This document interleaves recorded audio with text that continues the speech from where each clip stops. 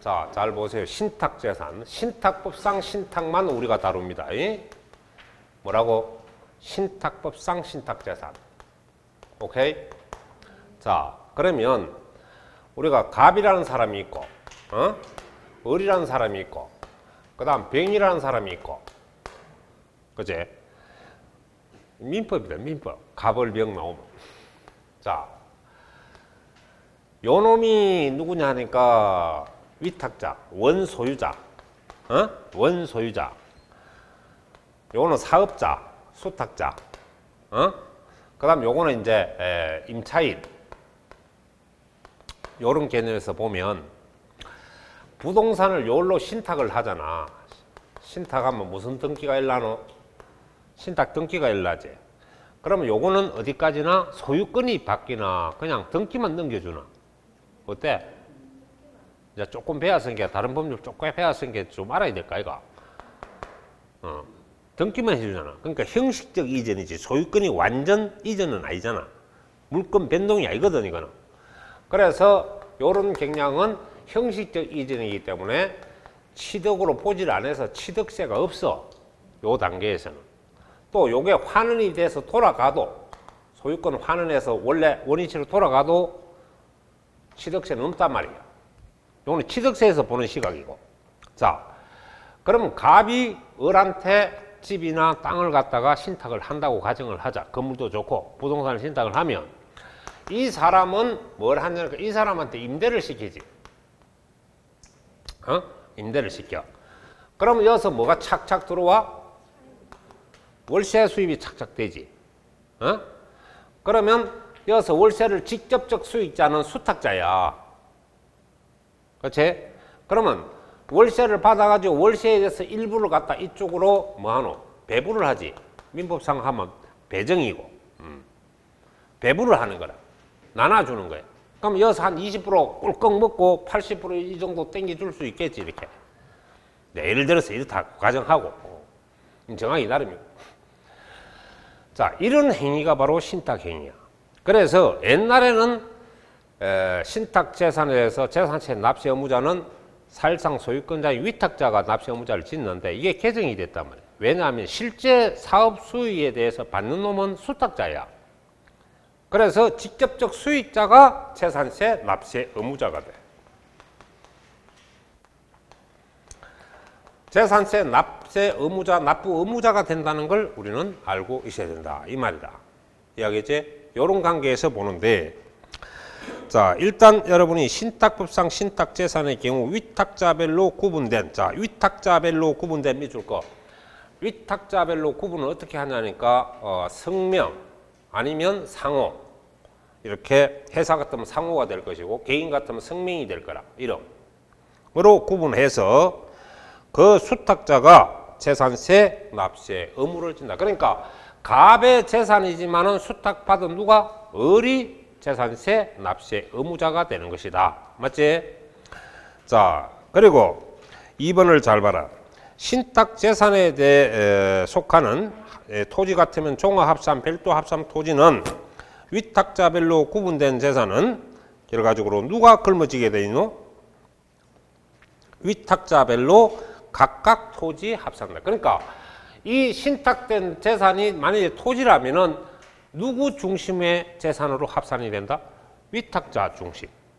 위탁자 재산에 합산하지. 수탁자는 사실 소유권자가 아니잖아. 그렇지? 신탁받은 거잖아, 결과적으로. 그래서 이 재산은 수탁자 재산에 포함할 수가 없죠. 본래 소유자 합산을 할 뿐이고 단지 신탁 재산 부분만 세금을 누가 낸다? 수탁자가 낼 뿐이다. 이 말이에요.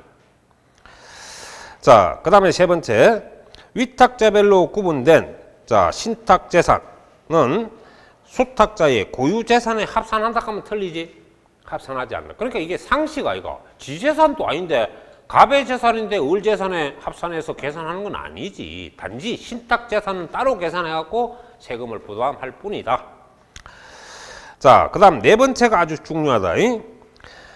수탁자 명의에 등기된 재산에 대해서 재산세가 체납이 된 경우에는 자, 재산세가 체납된 해당 재산에만 압류할 수 있다. 그러면 여기서 갑의 재산에 A 재산이 있고 B 재산이 신탁 재산이 이렇게 있다고 가정하자. 근데 이 세금에 대해서 A 재산의 세금이 체납이 됐다고 가정하면 본래 A 재산을 압류하는 게 원칙인데 다른 자산에 뭐 저당권이 설정돼서 압류하기가 곤란하면은 내나 신탁 재산 범위 안에서는 다른 재산도 체납에 대해서 압류할 수 있다 없다? 이것도 재산세 압류 대상이 된다. 그래서 다시 말하면 체납된 신탁 재산 중에서 다른 재산이 있는 경우에는 그 다른 재산도 뭐 할 수 있다. 압류 된다 안 된다? 압류 가능하다. 무슨 말인지 알겠지? 그럼 이 재산이 본래 A 신탁 재산에 대해서 체납이 되었으면 A를 잡는 게 맞는데 이게 부당하면 이것도 잡을 수 있다는 거야. 무슨 말인지 알겠지? 그래서 요 지문이 출제가 몇 분 됐으니까 4번이 출제가 많이 됐어요. 아시겠습니까? 자, 그럼 여러분 이거 넘겨보면 요걸 좀 딱 1분을 주겠습니다. 1분 만에 푸는데 73페이지 14번 73 요약집 73페이지 14번 방금 신탁재산에 서술한 내용이니까 한번 읽어보시기 바랍니다.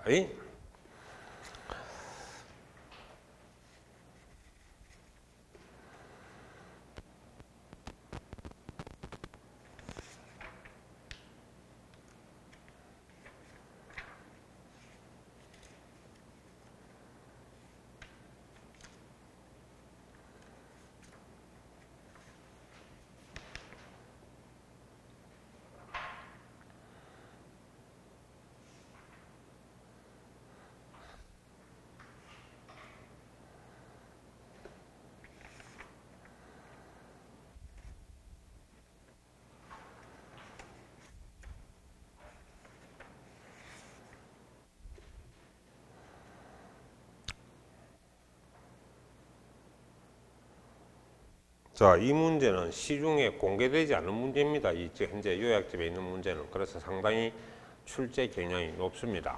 여러분, 공개된 문제는 잘 안 나옵니다. 왜? 다 아는 문제인데 누가 내요? 자, 그래서 그 세 번째 보면은 아까도 얘기했다시피 종신변상 있었지. 종신변상은 6월 10일까지 변동신고를 해락했지. 그러니까 무슨 날로부터 해야 되노? 가세 기준일부터 이래야 되겠지. 이거 내가 아까 강조했다시피 항상 6월 10일로 외워놓으면 된단 말이야. 6월 10일. 그러면 무슨 날로부터? 6월 1일부터니까 가세 기준이야, 이가. 그래서 그 내용을 여러분이 참작을 하면 되겠어. 자, 다시 원위치 돌아옵니다. 넘겨보면은 여러분이 지금 문제 2번을 한번 보세요. 재산세 과세 대상으로 설명이 옳은 겁니다. 옳은 거. 예? 자, 그러면 내가 60페이지 제일 위에 문제 있지.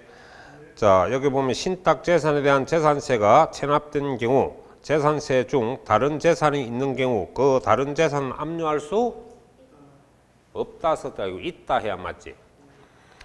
자, 유로로 사용하는 건축 본래 재산세 비과세는 무로 사용이 원칙입니다. 그런데 건물은 유로로 해도 돼요. 왜냐하면 임대 줬던 게 철거되기도 하고 임대 줬던 게 처분 명령을 받기도 합니다. 그래서 그런 걸 말하기 때문에 유로로 사용한 건축물이 과세 기준을 현재 철거 보상 계약을 체결했지. 반드시 철거가 돼야 재산세가 없는 게 아니고 건물에 대해서 이미 관청으로부터 철거 명령을 받았잖아. 그러면 그건 이미 죽은 건물이야. 꼭 철거 개념이 아니라는 거예요. 명령만 받으면 그 건물은 죽었어.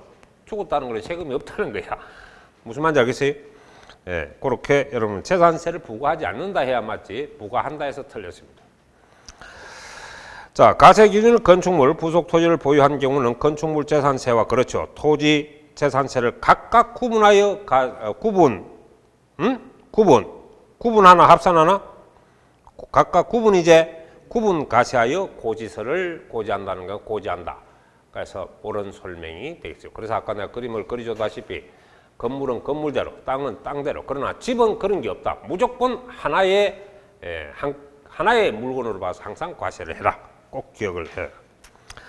자, 그 다음에 신탁법상 신탁된 별도나 또는 아까 종합에 대해서 이 위탁자별로 구분된 토지는 수탁자 고유자산의 합산에만 미친 거지.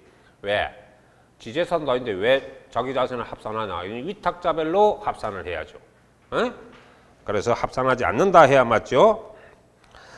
합산하는 게 아니고 합산하지 않는다. 그렇죠? 수탁자 고유자산에 합산한다 안 한다? 하지 않는다 해야 맞습니다. 자, 법령에 정한 멸실된 건축물. 자, 이게 지금 보면 건축물 부속 토지는 별도 합산과세 대상이 됩니다. 무슨 합산과세 대상? 철거 명령을 받은 건물에 대해서는 또 주택에 대해서 나대지 상태죠. 이거는 사업용 자산의 인정을 받아가지고 별도 합산 과세 대상이 됩니다. 이 지문이 어디에 있습니까? 예, 여기에 있습니다. 67페이지 펴보세요.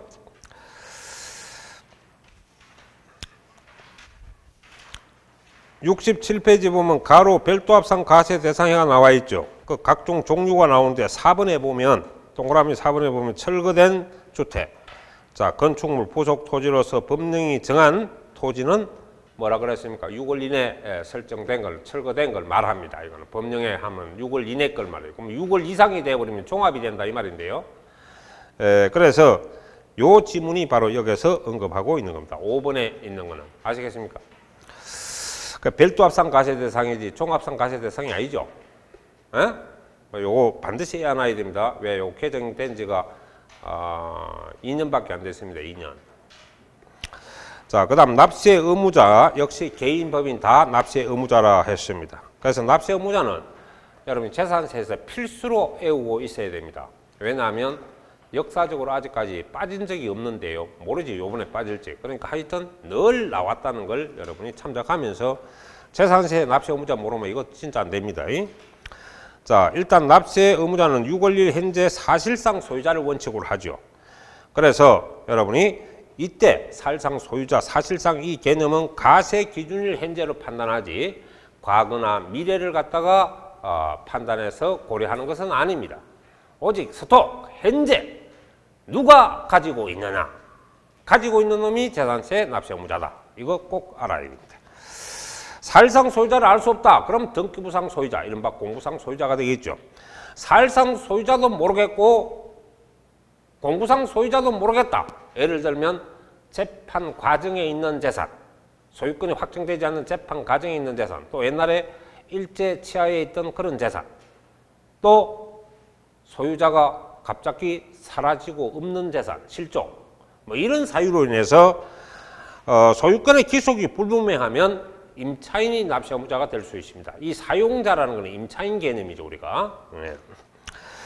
그 다음 국가지방자치단체 연부계약. 자, 연부계약을 하고 여기까지 끊으세요. 탁 설레시 해놓고 이거는 계약이죠, 계약. 이거는 그냥 계약선을 설명하는 거고, 여기서 우리가 납세 의무자 판단 여부는 사용권에 대해서 무상으로 부여받게 되면은 바로 매수계약자가 납세 의무자입니다.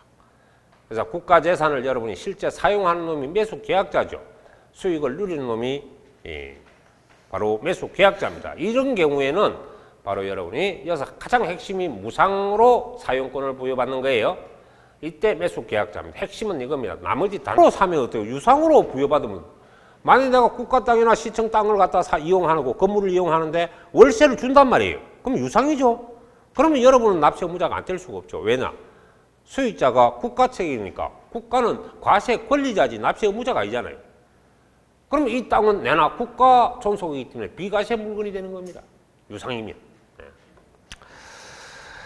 그 다음에 상속의 미등기. 미등기라니까 미신고가 됐고 이때는 여러분이 큰형님이 낸다는 걸 꼭 알아두면 됩니다. 상속재산은 항상 큰형님이 낸다. 왜? 우리나라 아직까지 유교 사상이니까 마지한테 돈을 많이 주죠. 재산을 많이 주죠. 그래서 상속 지분을 가장 많은 자가 납세 의무자니까 실무적으로 가면 여러분 집안에 큰형님이 다 내게 돼가 있습니다. 자, 공유재산. 공유재산은 반드시 여러분이 지분권자입니다. 민법에도 그렇죠. 공유 지분이 불분명하면 균등한 거로 본다 이랬습니다. 균등한 게 뭐예요? 5대5로 본다 이 말 아닙니까? 5대5로 본다. 지분이 없어도 지분권자별로 납세 의무자라는 걸 아셔야 됩니다. 그래서 예를 들어서 여러분이 주택 소유자, 주택 건물 소유자와 토지 소유자가 서로 다르면은 아까 산출단 세액을, 자, 아까 계산을 한번 해봤죠. 100만 원을 갖다 우리가 시가표준 가액비율로 한번 했죠. 40만 원 내고 60만 원 내는 거 안 봤습니까? 바로 그 소유자가 각각 납세의무를 진다. 이게 바로 공유물에 대해서 개념을 설명하고 있는 것과 같습니다. 자, 신탁재산은 수탁자라 그랬고요. 특히 개인 명의의 종중재산이다. 만약에 종중임을 신고를 한 경우에는 종중이 납세의무자가 됩니다.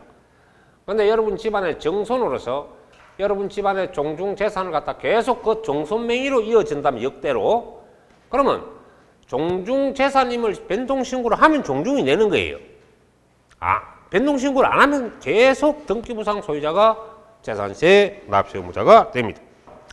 그 다음 도시개발에서 환지 계획이 일어나죠. 환지.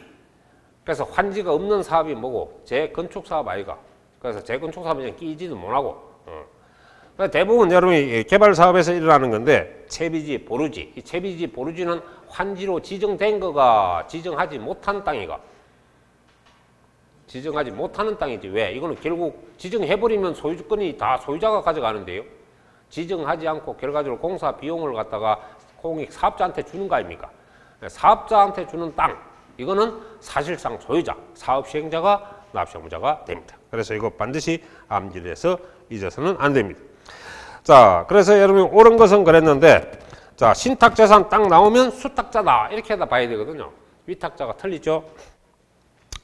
그 다음에 2번에 보면은 여러분이 뭐라 그랬습니까? 그래서 두 번째 줄에 보세요. 서로 소유자가 달라요. 토지와 건물의 주택 소유자가 다르죠. 아까 시가표준 가액비율입니까? 면적비율입니까? 시가표준 가액비율로 안분한다 해야죠. 그러니까 어디가 틀리노? 면적비율로 안분한다. 요 틀리지. 요 자리가 뭐가 들어가야 되노? 시가표준 액비율이나 가액비율이나 이렇게 비율, 시가표준 비율이라는 걸 알아둬야 됩니다. 자, 그 다음 3번에는 뭐가 개념이 되냐 하니까 바로 사용권을 여러분 무상으로, 그러니까 연부 계약을 체결하고 선수금은 계약금이거든요. 그러니까 이거는 쳐다볼 필요가 없는 겁니다. 왜? 이거는 계약이고요. 우리는 여기서 뭘 뽑아내야 되냐? 재산의 사용권의 무상이란 말이에요. 무상 사용권을 부여받으면 바로 매수계약자가 납세의무자다. 오케이, 맞죠? 자, 환지하면 벌써 도시개발사업입니다. 그래서 이거는 채비지, 보루지는 항상 사업 시행자가 사실상 소유자로서 납세의무자지, 토지 소유자는 벌써 사업 시행자한테 소유권을 줘버리는데 납세의무자가 될 수 없죠. 그래서 여러분 누가 돼야 됩니까? 당초 토지 소유자가 아니고 누구? 사업 시행자가 납세의무자다. 이렇게 돼야지. 자, 기속이 불분명하다. 공부상도 모르는데 뭐 알면은 기속이 불분명하다 말이 나오면 안 되죠. 그러니까 쉽게 말해서 사실상 소유자도 모르겠고 공부상 소유자도 모르겠다. 속된 말로 죽어붙다. 모르겠다. 그러면 사용자가 납세의무자가 되는 겁니다. 그래서 공부상 소유자가 아니고 사용자가 납세의무자로 본다. 이래야 맞죠. 자, 그 다음 재산세 가세 표준을 잘 보세요. 항상 그 도표를 보면 토지, 주택, 건축물은 시가 표준액이 바로 시가 표준에다 시가 비율을 곱해야 가표가 됩니다. 항상 이거는 비율 곱하기가 나와야 돼요. 비율 곱하기. 나중에 여러분이 나중에 밥 먹고 나서 또 새로 하는 그 파트에 가면 이거 또 나옵니다. 이거 문제로서. 그래서 부동산에는 반드시 재산세 가세 표준은 공정시장 가액비율을 곱해야 가표가 되는 거지, 시가 표준 자체로는 가표가 될 수가 없습니다. 아시겠어요? 그래서 그러면 이때 시가 표준에 곱하는 공정시장가 비율, 이게 시가 비율이거든요. 시장가 비율을 우리는 주택은 복지이기 때문에 좀 쌉니다. 60%만 곱합니다. 그래서 별장에도 60%를 곱합니다. 왜? 별장도 주택 제한세로 부과하는 방식이기 때문입니다. 아시겠어요? 자, 그 다음에 이제 토지와 건물은 바로 시가 표준에 70%를 곱해야 가표가 되는 거죠. 만일에 여러분이 5억짜리 건물 5억짜리가 있다. 시가 표준이. 그러면 가표를 계산하려면 70% 곱해라 이 말이야. 얼마 되노? 5억짜리 70% 곱하면 3억 5천. 맞지? 자, 주택 1억짜리 가표를 구하고 싶다. 시가 표준이 1억이다. 그러면 60% 곱해야 되지? 1억에 60% 곱하면 얼마? 6천만 원. 그게 바로 세금 매기는 돈이다 이 말이죠. 이해하겠죠? 항상 부동산에는 공정시장 가액표를 곱한 금액이 가표지 그냥 시가표준 자체로는 가표가 될 수 없어요. 그러나 시가표준을 곱하지 않는 것은 동산입니다. 동산 밑에 보면은 바로 항공기 선박은 공시가 그 자체를 가표를 하는 거죠. 시가 표준을 가표를 한다. 맞지? 자, 그 다음에 그 재산세 세율은 전부 표준세율 용어를 통일합니다. 요즘은. 자, 그래서 재산세는 항상 가표에다 표준세율을 적용할 때 그 세액을 한다는 것은 항상 가표 곱하기 세율은 취득세도 세액 계산 마찬가지고 등록면허세도 세액 계산 마찬가지고 가표 곱하기 세율은 모든 세금은 가표 곱하기 세율이라는 걸 알아둬야 됩니다. 이게 산출세액이고 계산된 세금이죠. 자, 탄력세율 또 나옵니다. 표준세율에 50% 가감 조정한다 했죠. 그러면 여기서 이 조정한 세율은 어떻게 한다? 매년 쓴다. 그 당 해연도만 쓴다. 이 지문이 나올 때는 이걸 잘 읽어야 됩니다. 이걸 그전에는 이걸 5년간 적용한다 이래 나와서 틀렸습니다. 5년간이 아니고 그 탄력세율 올해 적용했으면 올해만 쓰는 거지 내년도 2월에서 쓸 수가 없어요. 자, 그리고 아까 항상 지방세는 같은 물건의 세율이 두 개 이상 충돌되면은 높은 세율, 큰 세율을 적용하죠. 자, 그 다음에 건축물 재산세 세율은 일반 건축물 재산세 세율입니다. 일반 건축물에 대해서는 여러분이 0.25%, 1000분의 2.5입니다. 이거 좀 애야 됩니다. 이거는 세율은. 자, 그 다음에 오글오글한 건축물은 사치성이죠. 사치성은 장장 4%를 때립니다. 4%. 그래서 1000분의 40입니다. 자, 그 다음 일반 시지역이나 일반 주거지역의 공장이 들어오면 민폐 끼치죠. 빨리 쫓아내기 위해서 기본 세율의 2배를 때립니다. 기본 세율이 0.25% 건물이거든요. 0.25%의 2배를 적용해 보세요. 0.5 안 나옵니까? 그래서 바로 주거지역에는 공장이 나가라는 뜻에서 세율을 올려놨습니다. 건축물 제한세가 많습니다. 아시겠어요? 그래서 기본 세율의 2배라는 걸 참작하면 되겠습니다. 그 다음에 가밀역 제권 또 나오네요. 내나 수도권 지역이죠. 여기서 공장 신정설이라는 건 여도 마찬가지입니다. 공단 지역을 말하는 게 아니고 주거 상업지역, 이른바 민폐 끼치는 공장에 들어오면 찌겠다. 들어오지 말라는 소리죠. 그래서 우리는 이 도시형 공장 제외하면서 중과세를 합니다. 그래서 이것도 그 공장 신정설한 날부터 5년간 적용하는 게 아니고 이 공장이 적용되는 최초 가세 기준일, 최초 6월 1일로부터 5년간 중과세를 하는데 표준세율의 몇 배? 5배입니다. 표준세율 몇 배? 5배. 그러면 그 곱해 볼랍니까? 표준세율이 0.25 아닙니까? 0.25. 0.25 적어봐요. 곱하기 5 해보세요. 1.25 나오죠? 네. 그럼 1.25를 천분비로 한번 바꿔보세요. 천분비로. 천분어. 12.5가 되지. 천분비로 바뀌면 12.5다. 자, 넘어가고. 그 다음 토지에 대한 재산세 세율은 여러분이 표준세율이라는 것이 공식적 용어고 우리 학문적으로는 초과 누진세율로 씁니다. 그러니까 여기서는 초과 누진세율, 표준세율 구분 없이 같이 쓴다라는 걸 이해를 하시면 되겠습니다. 자, 종합합산 토지에 대해서는 0.2에서 0.5%까지 3단계 초과 누진세율 또는 표준세율 용어를 써도 됩니다. 별도 합산은 사업용 토지죠. 사업용 토지에 대해서는 0.2에서 0.4% 한 포인트가 낮습니다. 맞죠? 자, 그 다음 분리과세에 대해서는 0.7%, 0.2%, 현재 4%가 있는데 특히 농지, 임야, 목장 이런 수익성이 낮은 이런 물건에 대해서는 1000분의 0.7, 0.07%가 됩니다. 그 다음 군지역에 대해서 공장, 또 산업단지 내 공장, 공장 같은 공장, 수출 공장이죠. 이런 공장 부속 토지, 염전, 터미널 이런 거는 0.2%를 적용합니다. 그 다음에 오글오글한 땅은 역시 사치성 물건. 그러니까 사치성 오글오글은 건물도 4%고 땅도 4%라는 걸 알아둬요. 한번 더 오글오글은 뭐야? 건물도 4%, 땅도 4%. 맞지?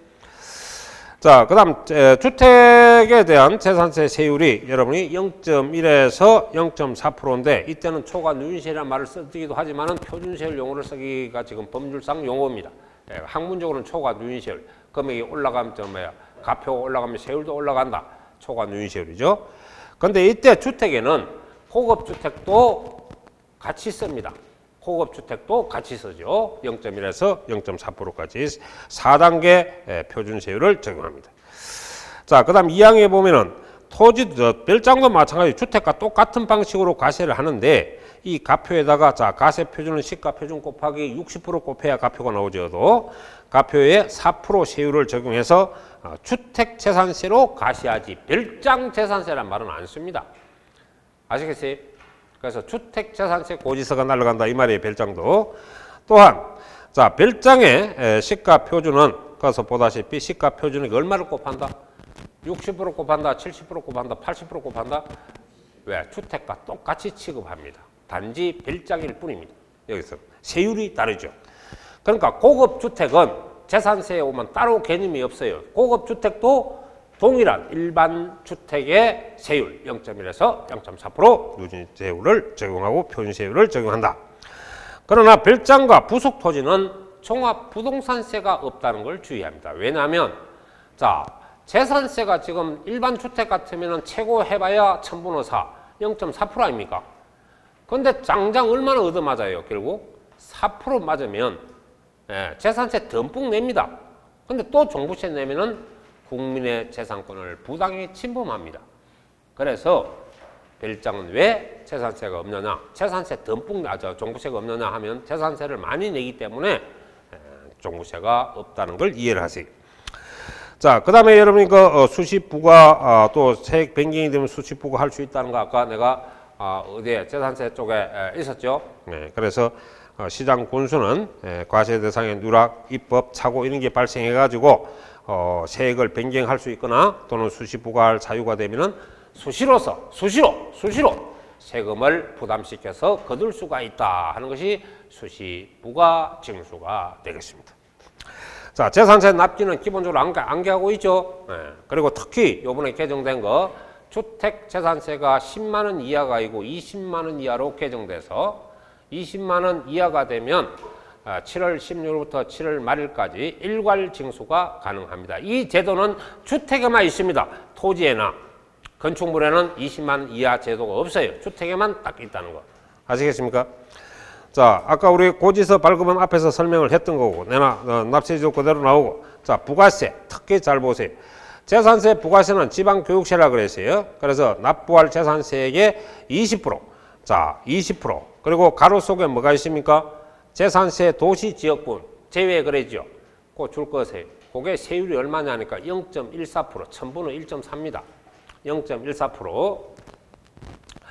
자, 보세요. 그러면 기본적인 도시나 일반 도시 밖이나 모든 지역에 동일하게 적용하는 것이 바로 이 일반 재산세 개념인데, 도시의 부동산을 소유한 자는 여러분이 세금을 조금 더 냅니다. 바로 방금 얘기했다시피 0.14%를 좀 더 내게 되어 있어요. 일반 지역에 비해서. 그러면 여러분 일반 우리가 재산세가 얼마가 있냐 하니까 일반 재산세가 예를 들어서 100만 원 있다고 가정하고, 자, 재산세 중에 내나 재산세는 재산세인데 옛날 도시계획세가 있었는데 그게 이름이 바뀌었어요.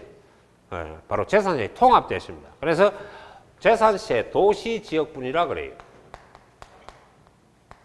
예, 요게 여러분이 0.14%, 1000분의 1.4입니다. 1000분의 1.4 세율이 더 붙는 거예요. 그럼 예를 들어서 임의로 우리가 한 20만 원 있다. 임의로 이렇게 보자. 임의로. 알겠어요? 이거는 계산 차이가 있습니다. 나중에. 자, 그러면 요렇게 있을 때 지방교육세를 이 120만 원 갖고 20%를 곱하나 아니면 일반 재산세에만 지방교육세가 들어가나 이런 개념을 찾아라 이 말이죠. 그래서 지방교육세 구할 때는 요 도시 지역분에 추가로 내는 거 조금 더 내는 거는 계산할 때는 제외됩니다. 그래서 요 금액에 20% 적용하면 지방교육세가 나오죠. 그래서 여러분이 요게 20만 원. 그러면 이제 여러분이 세금 요리 나왔으면 요거하고 요렇게 내는 거예요. 그럼 총 140만 원이 계산된다 이 말이지. 그 계산할 때 이 도시 지역분까지 합쳐갖고 120만 원에 대해서 계산하지 않는다. 도시 지역분은 우리가 도시에 사는 별도의 세금이기 때문에 지방교육세 구할 때는 계산해서 제외된다는 걸 알아. 그래서 재산세 도시 지역분은 제외 가로 속에 있지. 이건 계산 방법을 설명하는 겁니다. 자, 그래서 여러분 그 개념을 잘 알고 주택 제한세 한번 보세요. 주택 제한세가 지금 나오는데 아까 주택은 항상 주택별로 기권이나 공유 지분별로 계산하는 게 항상 주택 자체를 갖고 과세를 하고 주택별로 과세를 합니다. 특히 한 사람이 여러 개의 주택을 보유하더라도 주택별로 각각 주택제한세를 과세하고 다만 종합부동산세를 계산할 때는 이를 수를 합산해서 계산한다. 그러니까 재산세는 개별적, 종부세는 합산별 이렇게 정리를 해놔야 됩니다. 아시겠어요? 자, 그 다음 아까 주택 소유자가 다른 경우에도 건물과 아까 어떻게 했습니까? 토지를 하나로 봐서 합산해갖고 계산했지 지분별로 계산 안 했잖아요. 무조건 주택은 소유자, 공유 이런 관계 없습니다. 무조건 주택을 합산해서 과세한다는 걸 꼭 알아두셔야 합니다. 자, 그래서 그 세액을 산출한다는 마찬가지고요. 자, 넘기고 그 다음에 아까 산출된 주택 재산세는 시가 표준 가액 비율로 안분하여 그 소유자를 납세 의무자로 본다 했지. 아까 우리가 실제 계산을 해봤잖아. 100만 원 가지고 40만 원, 60만 원 계산해봤지. 그래 그 계산 방법을 다 설명하는 겁니다. 이거는.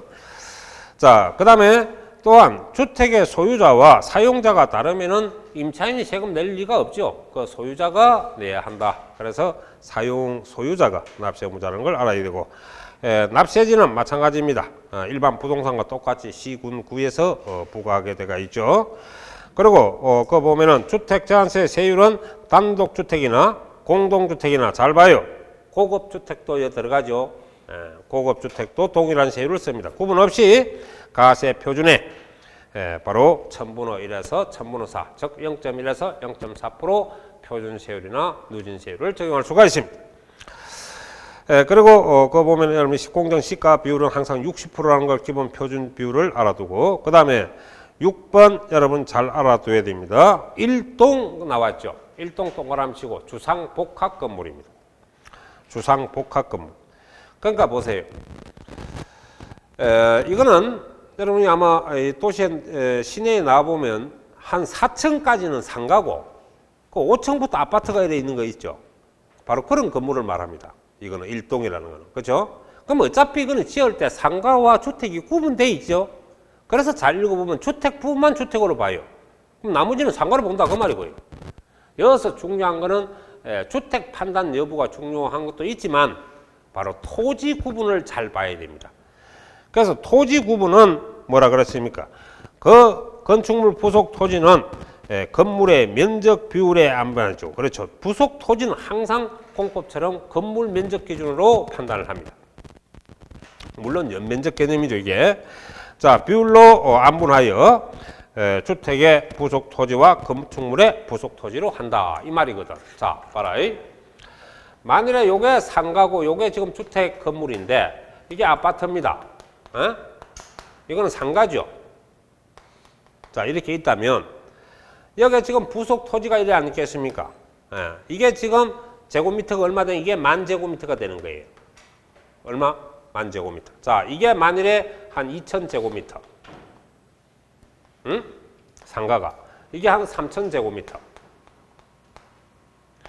그러면 이 땅을 갖다가 상가 땅과 주택 땅을 구분해라. 이 말이라. 지금 말하는 거는. 그러면 건물 면적, 전체 면적, 연면적이라 이게. 그러면 여기서 부수 토지 면적이 얼마고? 부수 토지가 만면적이라. 그렇지? 계산 문제가 나오는 게 아니라 이렇게 한 계산 방법을 설명하는 게란 말이야. 자, 그러면 여기서 면적 비율이란 말이야. 그러면 면적은 상가 면적, 주택 면적 다 합치라 이거지. 그럼 총 면적 합계는 얼마고? 면적 합은 5,000이제. 그러면 주거 면적, 주택 면적을 올려주면 주택분이 나온다 이 말이야. 그럼 주택이 3,000 아이가? 그럼 이게 면적 비율은 얼마고? 60%. 5분의 3. 60%. 그러면 여기서 얼마 나와? 6,000 면적, 6,000제곱미터는 무슨 토지를 보고? 주택 부수 토지라. 그러니까 주택 재산세 물건이다 이 말이야. 주택 재산세 물건이다. 그럼 나머지 여기서 이거 빼빼면 되지. 어차피 갈라먹으니까. 그러니까 이게 4,000은 바로 상가 부속 토지다. 무슨 말인지 알겠어요? 그러면 이거는 뭐로 부과하냐니까 주택재산세 부과라. 주택재산세를 과세하고 이거는 바로 토지 재산세인데 상가는 전부 별도 합산이단 말이에요. 사업용 땅이니까. 별도 합산해가지고 토지 제한세가 부과되는 거야. 알겠지? 네. 그래서 요게 요래 있으면 요래 방 갈라 이렇게 가르던가 뭐 이렇게 가르면 되지. 그러면 이게 뭐 상가가 직접 차지하고 있으면 상가 면적이 4,000제곱미터는 상가고 상가 땅이고 나머지 6,000제곱미터는 뭐라 주택 땅이다. 이런 구분이. 이렇게 해라.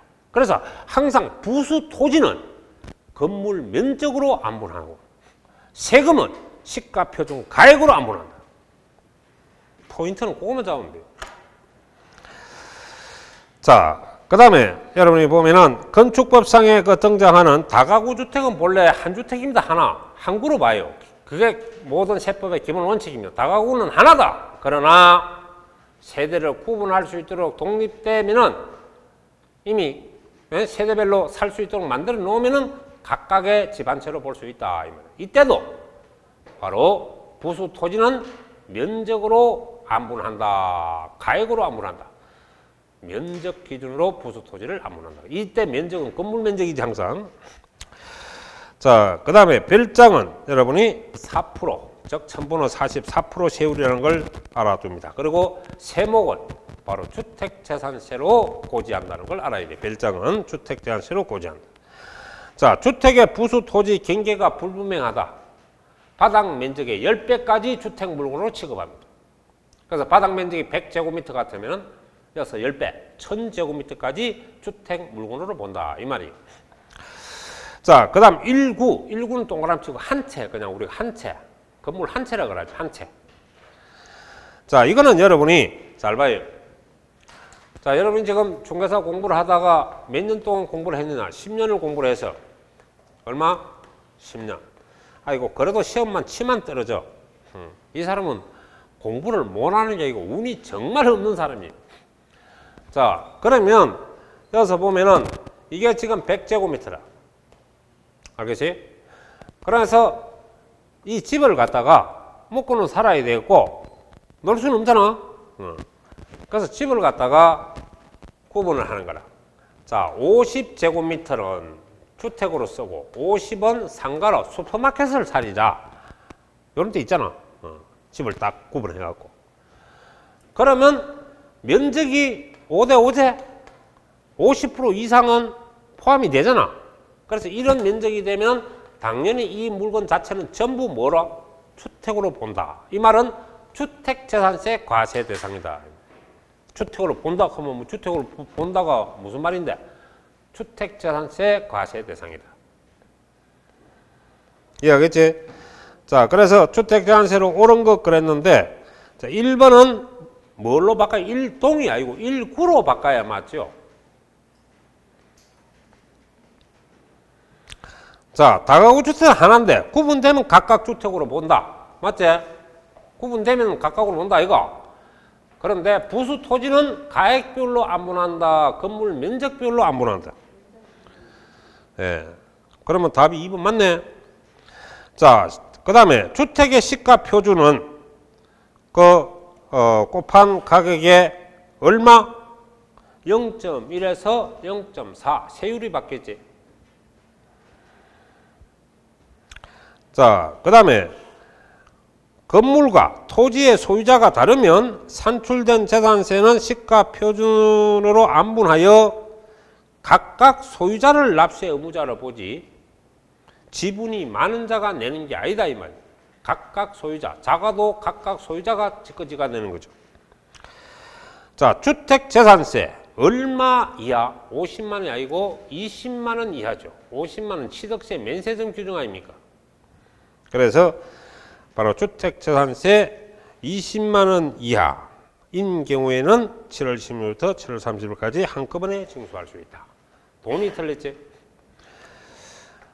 그래서 요약집 문제는 시험 치러 가기 직전에 한번 쫙 정리하고 꼭 가세요. 알겠습니까? 나왔네. 푹 찍고. 나왔네. 가 찍으면 돼. 가보세요. 탁탁 보인다 그냥. 이거 풀다 가면. 자, 그렇게 여러분이 정리를 하면 되겠습니다.